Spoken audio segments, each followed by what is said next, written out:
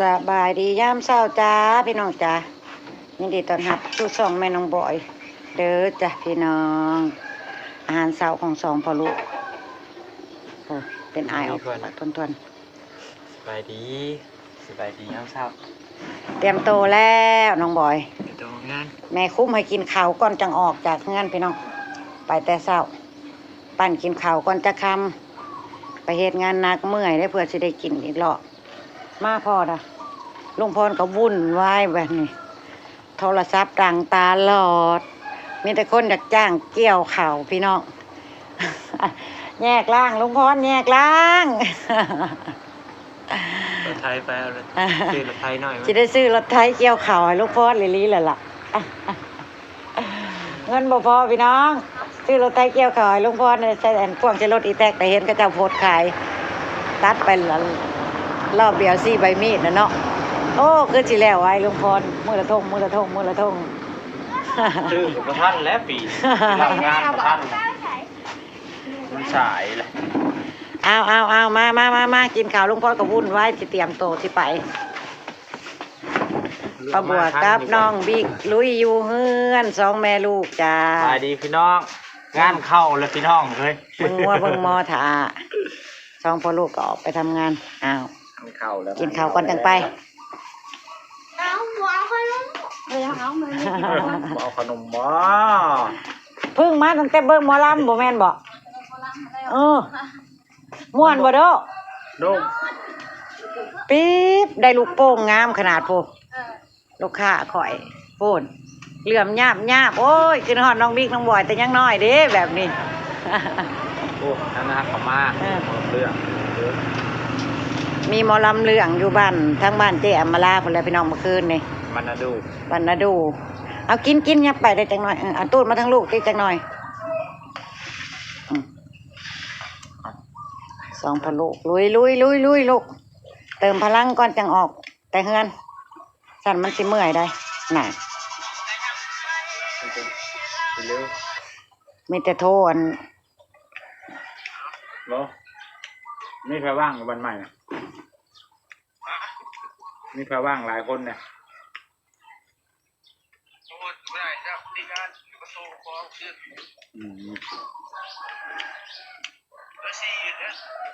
สี่กับไปลงมาลดแต่เช้า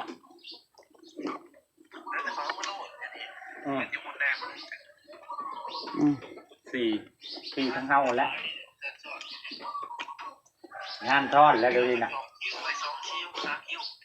ดูนี่ก็3-4คนอยู่นี่นะรวยเจ้ารวยอยู่ทางเฮาในเฮาเห็นแล้วมงหนึ่งมันบ่หลายดิตัดแต่เช้าหาเชียงกันแล้วเอาวะ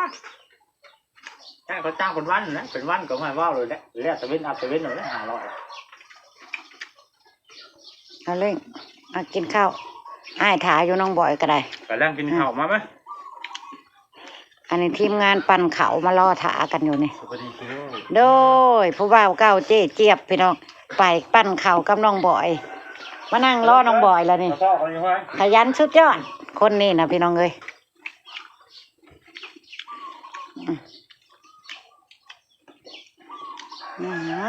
ลุงพรงานเขาพี่น้องเอ้ยกินมันหลายๆข่าวนะบอยมงบ้านนาพวกนี่ก็เจ้าจ้างบ้านเลยบ้านโนนชมพู่มาตัดโบแล้วก็โบดมัดได้ยังอีนี้ป้าอีกส่วนน้องบิ๊กอะเอาง้อเอาหม้อเอากินเพื่องเบิ่งง้ออยู่เงินหายจะมันแล้วก็ไปตัดซ้ำบ่ราคาคาโลของวันจะทำมันแล้วเลยเนี่ยพูดดอมคนหาให้จะไปในจะผ่านทั้งเงินสวรรค์อยู่บ่ไปท่าขามายังแรงแล้วไปแวะเอาของผักนะของผักนะ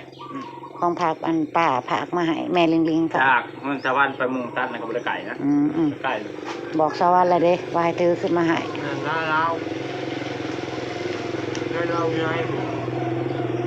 ปั้นให้เซ็งให้กินเมื่อป้าบัวก็หาหดต้นไม้ก็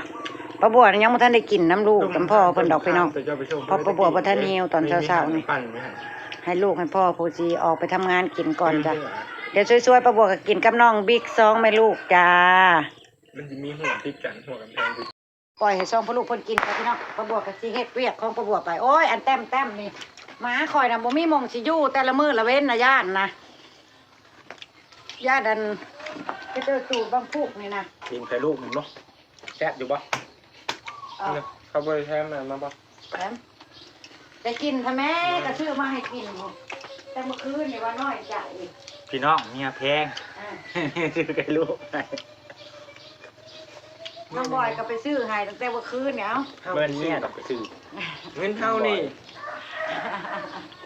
เงินเท่าไปปั้นเขาก็นี่ไปซื้อ กิน นะเว้ย มันเปลี่ยนแล้วจะเตอร์หลุด กันลมหนาใช่ปะพี่ก็ค่อยเอาละนี่พ่อ ตั พี่ วจำเป็น ค่อยไปค่อยมาลูก แค่วมันอยากเหี่ยนมาแล้วมันอยากลุยมันแล้วมันก็ไปได้อยู่ดอกเอาก็พื้นแล่นไหวแล่นยังมันเป็นตะแล่นไหน รอบไหนวะยังเอา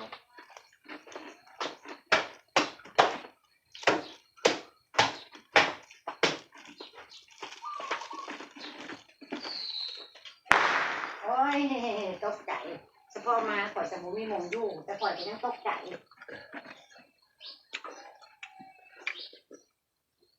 เดี๋ยวเรากินข้าวกันนังไปสับ ปลาปลาปลา ปลายังเหรอปลาดุกปลาคอ ป้านี่ไหนแค่นานป้าลำคอน ได้อาหารดีตัว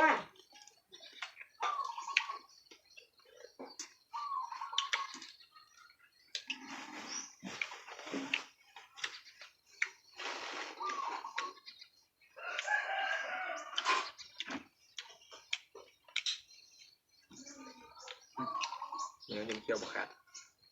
วันหน้าจะพาไปบ้านน้องแดงบอกมันเนี่ย อย่าลืมติ๊บข่าวเด้อในพอมง บ้านน้องแดงจะเข้าง่ายได้หน้าเขาหลายง่ายก็ดีแต่ว่ามันจังหลาย มันจะได้ต่อมาลายล่างแล้ว การ60-70ก็สอบขึ้นนะแต่ละร้านน้องแดงสังเกตน้องแดง อ๋อน้ำพีน้ำนองเลยเด้อบ่อยเว้ย แล้ว มันเย็นบ่เป็นหนาวบ่มีลมมันเย็นอากาศย่ำเท่าเบิ่งมันตาแดดแท้มันนี่ครึ่งเลย จะช่วยมาแล้ว โมแดดไปน้อยประบวกแต่จะไปทั้งไม่อีกแล้ว มันให้ลูกดูเพื่อ พันมาได้เจ็บเล็กบุคืนนี่พี่น้องเลยเจ็บปวดไม่ได้ดอกจุ่มๆแบบประบวกฟัน บ้านนาปังเขาจะเก็บอยู่ให้พวกเขาดอกเขาจะม่วนเขาโจ้ย เล็กมีแต่ดอกจุ่มๆงาม เสร็จมาเดี๋ยว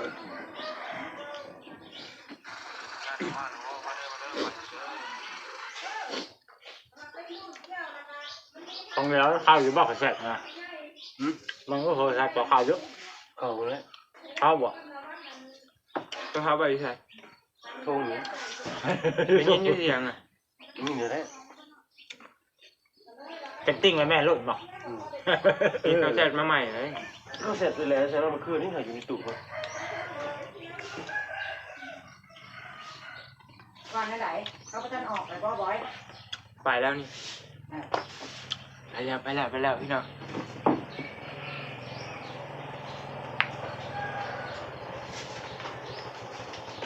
ปฏิเดือดจะลงพร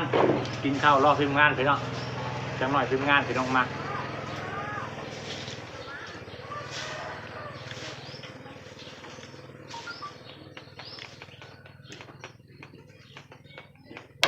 โอ้ยปวดท้องเป็นลายกะกินเมื่อคืนนี้ว่าบ่นี้บัดตอนกินหลายๆจุกข้าวเหนียวพร้อมอิ่มแล้วห้ามบ่อยนะบ่บ่อยมันทันได้ล้างหัวหน้า แต่ว่าของเกณฑ์เนี่ยเขาคือแกรถกับไปคือโทรหาก่อน อยากยังเข้าเล่นไม่ได้บ่เห็นรถเข้ามาว่านเนี่ยเนาะบ่อย ฮะ รถเข้ามาร ถไฟ รถแอมเกี่ยวเขารถไทยแต่ที่แม่ทวงมาเลยตกลงราคากันบ่ได้ตกจักน้ำกระเจ้าแล้วเนาะพี่เนาะ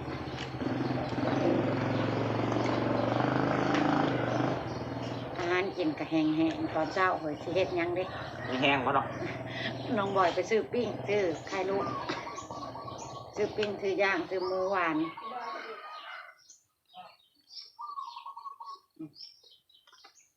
ฟังเบิ่งคันน้องบอยบ่ได้ไปทั้งวันก็บ่แล้วกลับมากินข้าวเที่ยงนะแม่อยู่เงินถ้าได้ไปทั้งวันก็ค่ำเวลาเจอกันอีกพี่น้องเอ้ย